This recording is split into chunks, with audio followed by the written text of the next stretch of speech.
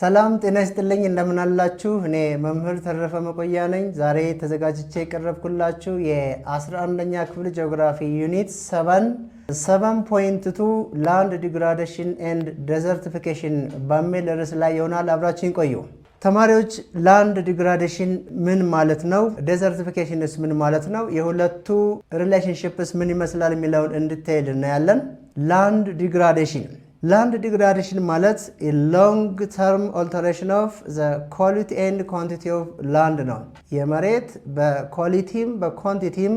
በረጅም ጊዜ በሚመጣ ፕሮሰስ መቀየር ምን ይባላል land degradation ይባላል over a given geographical area ነው እንግዲህ land degradation ምን ማለት ነው long term alteration of the quality and quantity of land over a given geographical area ባንድ በተወሰነ በጂኦግራፊካል ኤሪያ የመሬቱ ሁኔታ በኳሊቲም በኳንቲቲም ሲቀየር ወይም ዲግሬድ ሲሆን ላንድ ዲግራዴሽን በመባል ይታወቃል this land degradation ምን ችግር ያመጣል ለምሳሌ it leads to loss of biological mass የተለያዩ ህይወት ያላቸው ነገሮች ይጠፋሉ ለምሳሌ እንደ ፎሬስት ፓስቸር ላንድ ሜዶውስ ይሁን አረንጓዴ የሆኑ ቦታዎች ዲግሬድድ ይሆናሉ ማለት ነው due to land degradation affects soil resource water resource and also it causes air pollution as well as scenic deterioration ነው ውበትን ይቀንሳል land degrade ሲሆን land degradation can be caused by extreme climatic pattern drought plague pathogen flood and so on እነኚህ land degradation ሊያመጡ የሚችሉ ነገሮች ናቸው ማለት ነው የላንድ ዲግራዴሽን መገለጫው ምንድነው manifestation of land degradation and desertification እንግዲህ land degradation የመሬት መራቆት ነው desertification ማለት ደግሞ የበረሃማነት መስፋፋት ማለት ነው ስለዚህ ላንድ ዲግራዴሽን እና ዴዘርቲፊኬሽን አለ ከተባለ መገለጫዎቹ ምንድናቸው የመጀመሪያው ኤክስትሪም ክላይማቲክ ፓተርን ነው በጣም ኤክስትሪም የሆነ ክላይማቲክ ፓተርን ይመጣል ለምሳሌ ኤክስትሪምሊ ሆት ወይም ኤክስትሪምሊ ኮልድ ክላይማቲክ ፓተርን ሊታይ ይችላል ሌላኛው መገለጫ ድራውት ነው ድራውት ድርቅ ይከሰታል ፕላጉ ፔስት ኤንድ ዲዚዝ የተለያዩ በሽታዎች ይከሰታሉ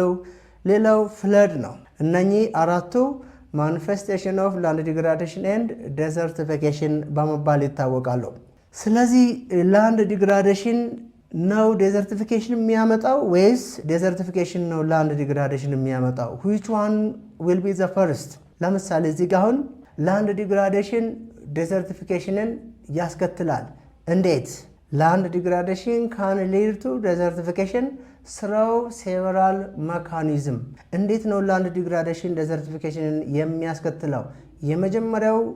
form of land degradation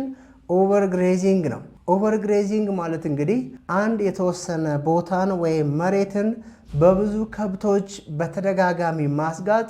overgrazing ይባላል ይሄ overgrazing ምን ያመጣል soil erosion ያመጣል soil nutrient depletion ያመጣል ከዛ በኋላ making it difficult for vegetation to grow እዛ ላይ soil erode ከሆነ nutrient deplete ከሆነ vegetation እዚህ ላይ መብቀል አይችልም ከዛ ይሄ ከሆነ ደግሞ ምን ያመጣል በረሃማነት እንዲስፋፋ ያደርጋል ማለት ነው so one form of land degradation that leads to desertification overgrazing ነው ማለት ነው ሁለተኛው deforestation ነው የደን መመንጠር እንግዲህ እዚህ ጋር እንደምታዩት የነበረው የደን ሽፋን ተቆራርጦ ተመንጥሮ ያለቀ ነው ይሄ ዴዘርቲፊኬሽን ያመጣል እንዴት deforestation can remove vegetation that help to hold soil in place soilን hold ሊያደርጉ የሚችሉ ቬጂቴሽኖች ይቆረጣሉ ይሄ ደግሞ leading to soil erosion የአፈር መሸርሸር ያመጣል ይሄም ደግሞ sedimentation in river ወንዞች በደለል እንዲሞሉ ያደርጋል which can reduce water quality ወንዞች ደግሞ በደለል ከተሞሉ ኳሊቲያቸው ይቀንሳል ኳሊቲያቸው ቀነሰ ማለት ደግሞ ያላቸው የጨው መጠን ይጨምራል ማለት ነው ስለዚህ ውሃ ውስጥ ሊኖሩ የሚችሉ ህይወት ያላቸው ነገሮች መኖር አይችሉም ማለት ነው የውሃውን ኳሊቲ ይቀንሳል so desertification እንዲስፋፋ ያደርጋል ማለት ነው